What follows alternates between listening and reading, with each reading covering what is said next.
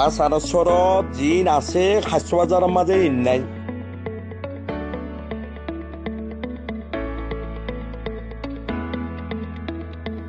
হাস্যবাজার রোহিঙ্গা ক্যাম্পত প্রতিদিন হাজার হাজার ফোয়াশ জন্ম লাভ করে ইতারার এডে এখনো লেখাপড়ার ব্যবস্থা নাই অথচ বাসানসৰত সরকারে এন ব্যবস্থা করছে এডে প্রতিদিন ফুয়াইন সুয়াইন গড়তো নিয়ে নিলে মত্তর স্কুল তারা নিজেরার মাতৃভাষা রোহিঙ্গা ভাষা লেখাপড়া করিবার সুযোগ সুবিধাও আছে স্থানীয় লেনদেন থাকার জায়গা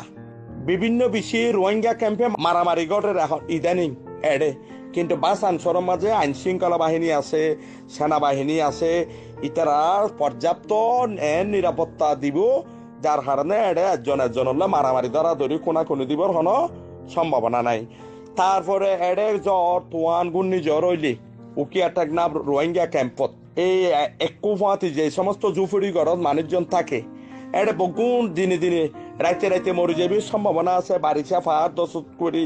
গাছ পরি মরিবার সম্ভাবনা আছে কিন্তু বাসানসৰত এই রোহিঙ্গা কলল্লা সাইক্লোন সেন্টার করছে সরকারে সাইক্লোন সেন্টার মানে বড় বড় বিল্ডিং আর তারাল্লা যে সমস্ত ভবন করছে ইনো যেখনো জ্বর জলোচ্ছ্বাস তোয়ান মাঝে নিরাপদ রাখিব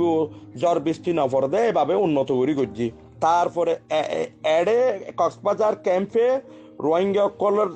এদুন রোহিঙ্গা আছে যে যাই বগুনের সঠিকভাবে বিদ্যুৎ না পা কিন্তু বাসানসৰত পরিকল্পনা লই সরকারে 24 ঘন্টা যাতে